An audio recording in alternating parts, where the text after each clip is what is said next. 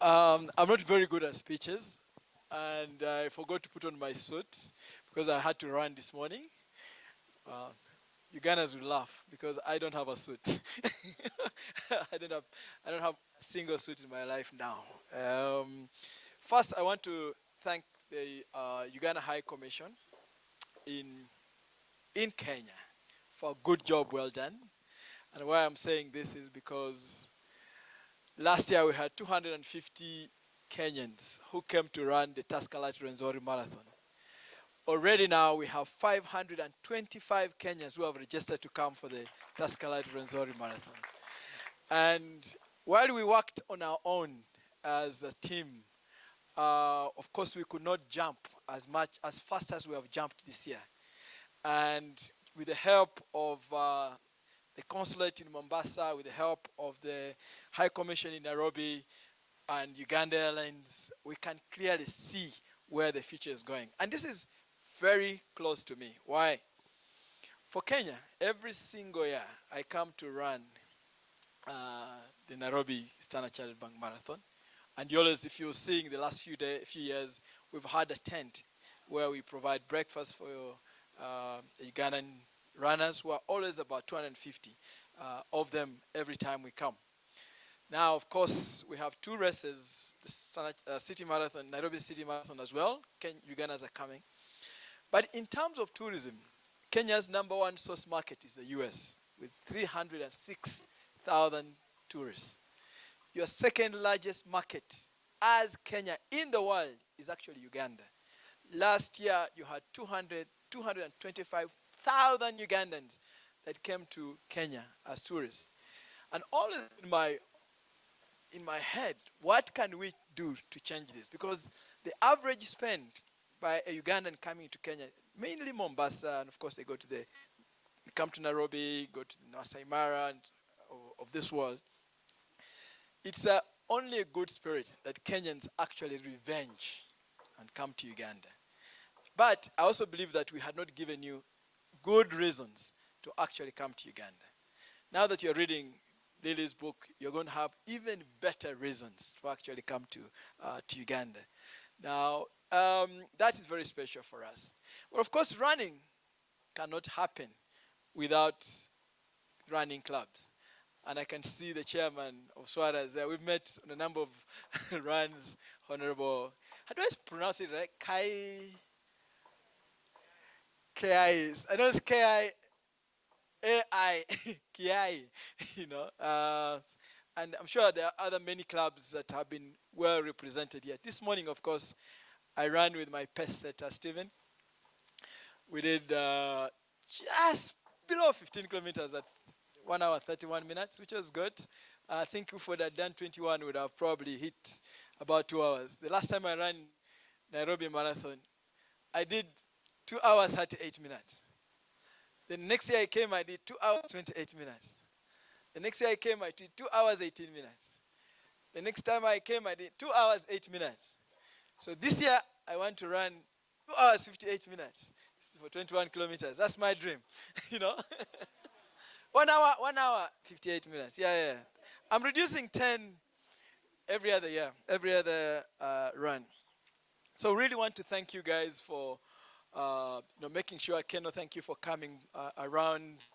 Shiwan Adventure has played a very key role, and other many clubs that have been represented. We have also Uganda Tourism Board represented in the house, and also the organizers. You've done a fantastic job putting this together. I was told I need to take more time since lunch is almost here, so I need to take you closer to lunch so that you don't run away. So anyway, let me tell you something. Guy came to Uganda. No. So Ugandan guy walks, it's been raining, and he's carrying an umbrella. And he goes to a supermarket. And the supermarket does not allow umbrellas because, it's not good to enter with an umbrella. The guy thinks about what to do in order to make sure that his umbrella is in good shape. It remains where it is at the door. So he gets a notepad and writes up a note. This umbrella has been left by a heavyweight lifter. So he goes in, shops. He comes out. He doesn't see the umbrella, but he sees a note. You pick the notes, and the note says, the umbrella has been taken by a long distance runner who is a Kenyan.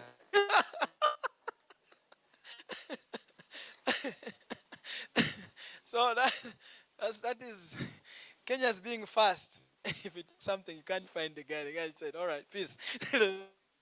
um, that's just a joke for the morning. One of the things that inspired the formation of Rwenzori Marathon was actually Kili Marathon. 1990, many of you probably were just born or not born. I was a tour guide. I was doing Uganda, Kenya, and Tanzania. So I used to come in, do 10 days in Uganda. I come in, enter Kenya through Kisii, through Malaba, Busia. Busia, we come to Kisumu, go to Ahero, Kisii, Kirigoris, enter the Mara, do a bit of Kenya for 10 days, and then go to Tanzania. Moshi was extremely very small town, and was nothing, to be honest. But the presence of Kilimanjaro Marathon actually changed the fortunes of not only the Kilimanjaro, but also changed the fortunes of a small town then called Moshi. So 15 years ago, I thought, every time I think about something, actually, and I believe it, I register a business. So that I registered 3 businesses. So one of them was Elgon Marathon, and the other was Rwenzori Marathon. But I just put it there on the shelf. 2022, I decided, all right, we're going to do another climb, climb most of the mountains in the region. So 2022, I was 49 years old. And I said, when I'm 49, in that year, I have to run 3 marathons and climb 3 mountains. And I did. But so in June, I went to the Rwenzoris. The Rwenzoris are the most technical mountains on the continent. Well, they are third in terms of single peak. When I say technical, on your 5th day, you need crampons, you need harnesses, you need ropes in order to go to the top. The Rwenzori Ranges has 16 mountains, 4 of which are snow-capped on the equator. That's how beautiful this mountain is. It has lots of animals and plants that are only endemic to it. Most of the mountains on the African continent are walking mountains. The Rwenzori is special in that regard. But also, that whole area, the Rwenzori region, was probably one of the most downtrodden places of East Africa. If you had any rebel attack in Uganda, it was actually done in the Rwenzori region most times. If you heard about a disease outbreak like Ebola, it actually somehow started from the Rwenzori region. So the amount of poverty in that place was crazy. And then we thought, all right, in 2022, let's go to the mountain. When I go into the Rwenzoris, by the way, for those of you who want to lose weight, that I did 7 days. In 7 days, I lost 7 kilograms, which was fantastic, right? So if you want to lose weight, one of is actually climb the Rwenzori ranges. It's because of its challenge. So anyway, I was walking in the parking of a mall. And at that time, the head of Uganda Breweries, which is Diageo, was Kenyan guy, Alvin. I saw Alvin. We've never met, but I knew he was the head of Diageo. And I said, guys, Alvin, I want to start something like Kili in Uganda. And this is what I want to do. And I explained to him my dream in like 5-10 minutes. And he says, Amos, we're on. I'll put in $250,000. But you have to first show that you know what you're doing fast. Yeah. So we did it. 2022, we had 800 runners from 4 countries. 2023, we had 2,200 runners from 17 countries. Last year, we had close to 4,000 runners from 33 countries. We are already on 35 countries. Now, I think we'll end up on about 38 countries represented at the Tascalite Rwenzori Marathon. Today, I was just telling my friend Martin Ken or some of the guys that will come, people like Rob Walker, Nick Bata, most of the, quite a lot of celebrity runners from Uganda, Kenya, South Africa, the US, the UK actually coming for the Tascalite Rwenzori Marathon this year. And so it will be a good interaction opportunity for those who will be coming to run. But also not just running, but there will be opportunity for those guys to go and see the mountain gorillas, the chimpanzees, see the falls. Mason Falls is probably the most powerful waterfalls in the world. Just imagine, almost 90% of the Nile passing through 7 meters, falling 43 meters deep, cascading an area about 120 meters long. There is nowhere in the world that you find water gushing through a canyon like that. Nowhere in the world. So it's a very special opportunity for those who want to actually just say. The other thing is that Uganda doesn't have as deep winter like Kenya has. I mean, it feels very, very cold. One of the reasons why we don't even like working hard is because, honestly, you have an average of 28 degrees centigrade throughout. Someone who wrote, some Kenyan guy came and said, I just realized that proteins in Uganda are free. You go for lunch, and you actually have 30 dishes. When, I'm sure you can tell that. You can eat for $2 as a whole family, and you're very happy. That's the reason we don't even work hard. You Kenyans, 30% of your land is as 85% of the land is arable. You eat a pineapple from Uganda, and you never want to eat a pineapple anywhere, even our neighbors in Kenya here. You can't. So make sure when you eat a Ugandan pineapple, keep the memory of the sweetness. Otherwise, you'll not see it anywhere else. It's a fantastic place to be. The other thing is that we don't actually work hard. We just party. And you Kenyans love party. You want to know partying? Come and party with us. We just wake up every morning and just party. Because even after partying, we will eat. Our president says that even the most foolish guy in the world can survive in Uganda. You don't need to be very hardworking, So it's a beautiful place, a beautiful country to be. It's actually my favorite country. Kenya is my second favorite country because I used to come here a lot of times. My sons used to do motocross. I'm sure some of you could see Wekesa on the newspaper and you could assume they're Kenyan. Because there's a Wekesa used to beat Kenyans here on motocross, and you would think that Wekesa is Kenyan. No, he was my son, And that's how I made many friends actually in Kenya at the time. So we are going to talk about the kit. We just launched the kit on Thursday. Boss, there's only one person who has actually a kit in the room. A shirt of the kits for 2020. 25, please come in front. It's a celebrity. Hey, karibu sana. Maybe we go up here. Yo.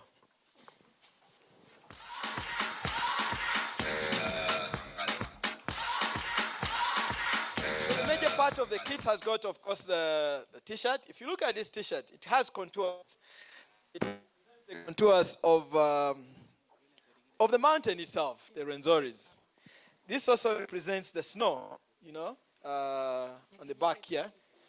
And we also thought, I go everywhere and find Ugandans or Kenyans running in the Tascalite Rwenzori t-shirt. But if you have not here with Uganda, you may not know where the Rwenzoris are. So we make sure that this year you have a Ugandan flag on the side. You've got Uganda. And then on the back, we've got our major sponsors. We've got people supporting us. But the major ones, the Tascalite is our major sponsor, and the Chartered Bank of Britain. We got Uganda Communication Commission, Ministry of Tourism. We've got the Rwenzori Water, which is Coca-Cola, and then we've got Explore Uganda, which is Uganda Tourism Board. Thank you, Madam. Let's go. Let's look here. We always provide, I think, one of the best kits, guys. You've got. Let's go up. Of course, they've seen the t-shirts. Let's go up a bit. You've got a wonderful, beautiful waist bag.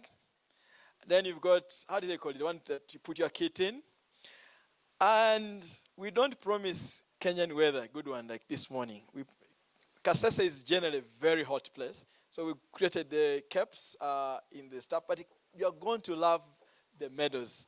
My friend Stephen told me Kenyans don't care about the t-shirts, they don't care about the caps, don't care about those things, they only care about the medal. Now, I can promise you guys, the reason why I didn't even put the medals here is because we want to give to you guys as a surprise when you come to Uganda. So those who are going to run. And the other thing is that What Rwenzori Marathon, for me, does represent is it represents progress. So every single year we have a research group from Makerere University that come to do research. The first year we had the Rwenzori Marathon in 2022, Kasese had only 500 rooms. Very poorly made rooms. The next year, as I speak, 4 years later, they have gone to 2,000, close to 2,500 rooms. It's actually a construction site. The roads were not tarmac. Now we come to Kasese, beautiful constructed roads by government. The other one is I don't think you'll go to a marathon where they will cheer you like they would in Uganda. Just Google online. Any Ugandan, any Kenyan who came last year? Now let me tell you, by 4 a.m., 150,000 local people will be on the streets. And all they will do is cheer you. That's what happens.